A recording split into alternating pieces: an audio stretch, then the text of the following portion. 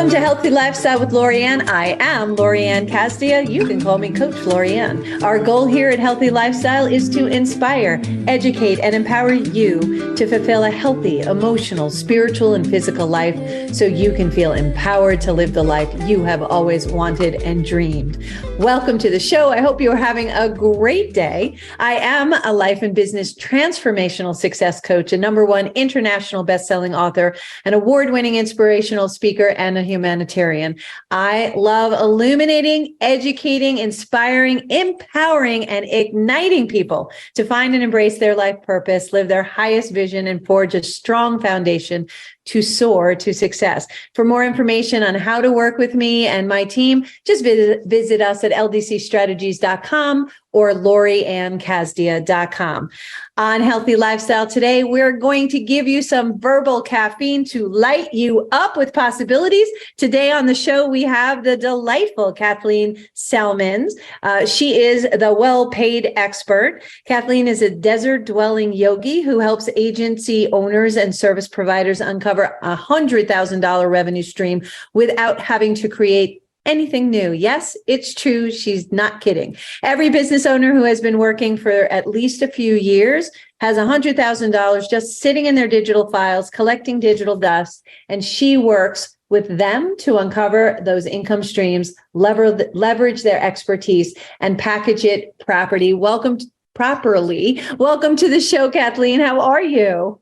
Thanks for having me. I'm well, thanks. How are you? I'm fabulous, and I'm so grateful to have you on. So let's talk about this, because there is a huge difference in scaling and profit between done-for-you services, one-on-one coaching, masterminds, and online coaching, and I know courses. I know that a lot of people have issues with understanding the differences. I know as a coach, I spent a lot of time explaining the difference between my mastermind and my master class.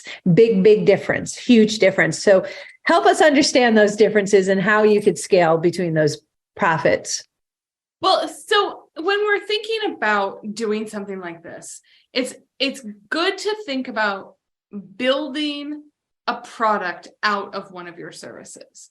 So, I know, because I speak digital, that the difference between a master class and a mastermind is one-on-one, right? A master class might have been delivered live, but it's now a recording. You can go through it at your own pace. And that's the kind of thing that scales. But also a mastermind can scale too, because you can say something that has more impact in a group setting, paradoxically, than it does one-on-one, because somebody else will chime in and say, oh yeah, this other thing too. And that kind of thing compounds. Well, it compounds, it snowballs, right? And also collaboration. The other thing when you're in big groups is you're answering a question that many people have and some people won't ask. They don't know how to verbalize it. So it's very impactful. Yeah. And I used to think that you could make the most impact as a one-on-one coach.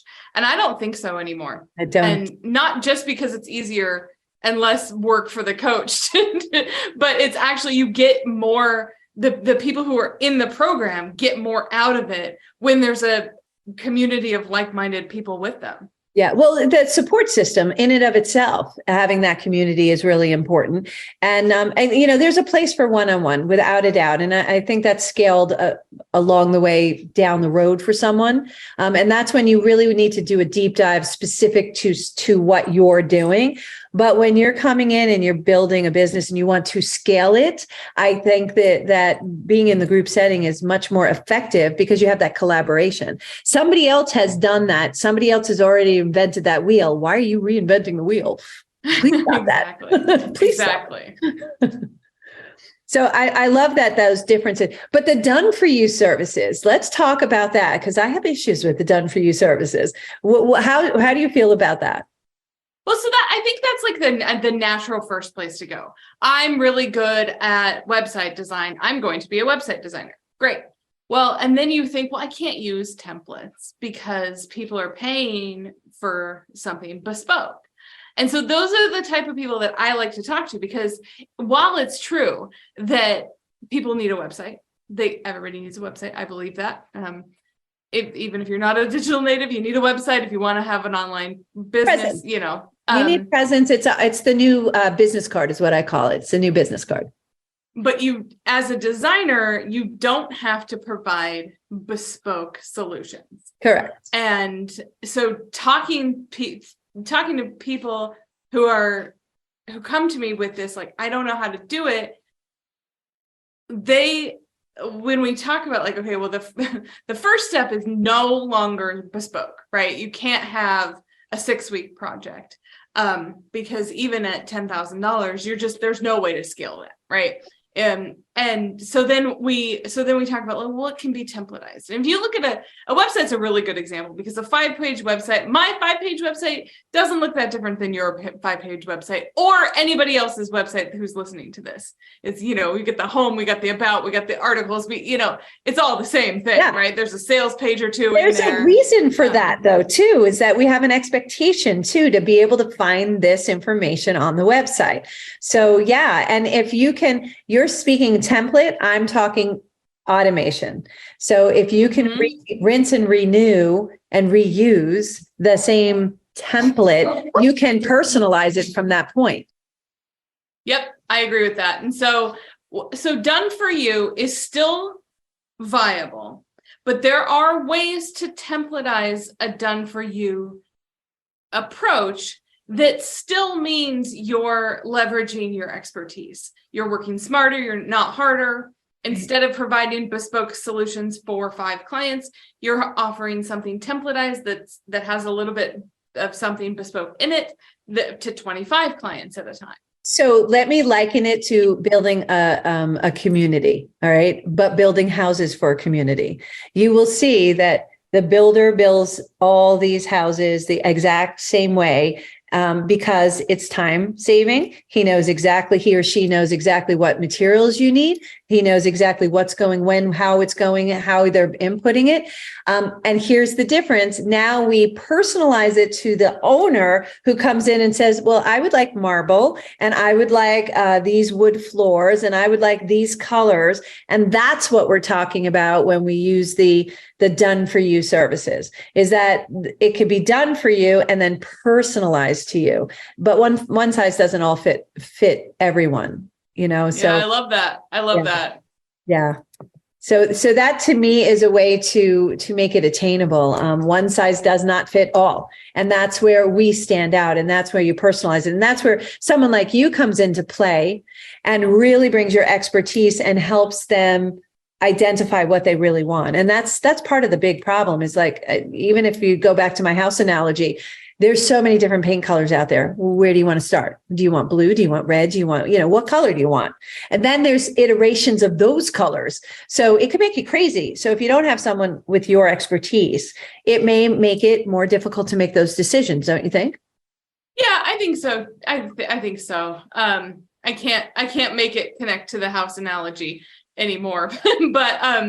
But for me, it feels like when we're so in the weeds, when we're responding to clients, we're building new relationships, we're signing proposals, we're getting the work done, it's really hard to think about what we would maybe productize.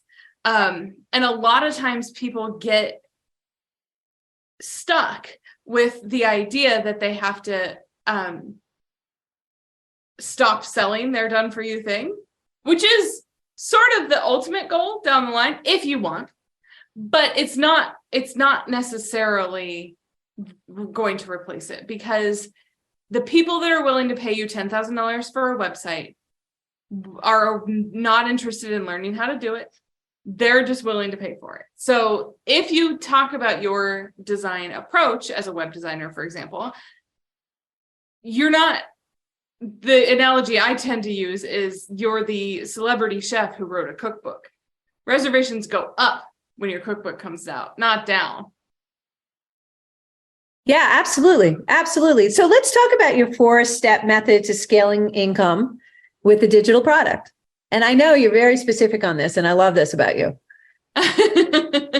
Well, so the vast majority of the work is the brainstorming phase, because in the brainstorming phase, we can come up with 30 ideas, but there's only going to be a few that you actually want to do. Sure. So I had an example. Somebody in my group came to me and said, I want to create lead magnets for financial advisors. And I said, okay, great. They don't know what that is. And we're going to beat our heads against the wall trying to teach them what that is. So let's dial that back. And what ended up happening was we went through, because if you can do a lead magnet, you speak digital marketing, you're a marketer, you know all the ins and outs of it. So Right. then what can you do that's templatized? So we came up with a bunch of different ideas. Do you want to give these financial advisors LinkedIn post templates so that they can adjust them for theirs? Do you want to give them Instagram quote posts? That was immediately nixed. Financial advisors are still just like one step removed from faxing over documents. So they're not on Instagram, Right. by and large. Right. So what she narrowed it down to was a templated email, because advisors tend to talk about the market. So they talk about the market and they talk about their community. Well, the market's the market, whether you're in South Carolina or Phoenix. But her approach was like, here this is, you can swap out a couple of different things. And now she's writing one email and selling it multiple times. Because again, if you and I are financial advisors, it doesn't matter that we're sending the same email. Nobody's going to know. No, because we have different Right. audience. Yeah, exactly. Yeah, different circles of influence that we're talking to. So it doesn't matter. And there's nothing wrong with you utilizing that as a basis and then putting your own twist on it and your own voice into it. And that's what you're talking about. I love that you love, the brainstorming phase where you kind of work out what can be done, what should be done, and what will be done. And I love that discernment there, because a lot of times people come in, I know when I talk to them as a coach, they'll come in and say, oh yeah, my friend's doing blah, blah, blah. And I was like, so why do you want to do it? Well, my friend says it works really well. And I was like, again, why do you want to do it? Because just because somebody else does it doesn't necessarily mean it's good for your industry. It's good for your market. It's good for your circle of influence. And that's where you come into play and you're like, this is what works in this case. And you ask those right questions to allow them to come to that conclusion. And I love that. And that's all during your phase one brainstorming phase, right? So yeah, because it takes a while, right? Like I need you to go get in the shower. I need you to go take a long walk. I need you to paint your house and do something that's not thinking about this, so that the parts of your brain that act when you're quiet can speak up. And so when we narrow it down, typically creators think, okay, I'm going to do Instagram quotes for financial advisors. Okay, great. What they tend to do is immediately get to work. And what I try to do is stem that, because the creators that I know love creating things and they don't love building a marketing system around it. So I say, all right, great. Let's outline it. And if you must, let's make the first piece of it. But then we're going to switch gears, because if you wrote an outline and you created one video and nobody buys it, that's actually fine. We're going to learn. We're going to test the market. We're going to do our market research. Sure. We're going to find out if there's a product market fit. We're going to find out if this is something you actually want to build. And we're going to switch gears and build the sales page. We're going to build the sales funnel. And then, there's all kinds of different tools you can use that just like drip content out week by week. And that phase is really helpful, because then we're in the testing and building phase. And that's actually like 2 and 3, because once somebody has bought from your wait list, once somebody has said, yeah, I want this, or 10 people have said, yeah, I want this. As entrepreneurs, we need bosses, and a good boss is a deadline. So if 10 people are expecting something new by Thursday, listen, I don't know everybody who's listening to this, but I do know that you will have it out and done and good by Thursday. Yeah, well, it's good is good enough, because you have to have it out by Thursday. So that deadline is really, you're right. It is a good boss. So just for clarity, brainstorming is phase 1. What's phase 2?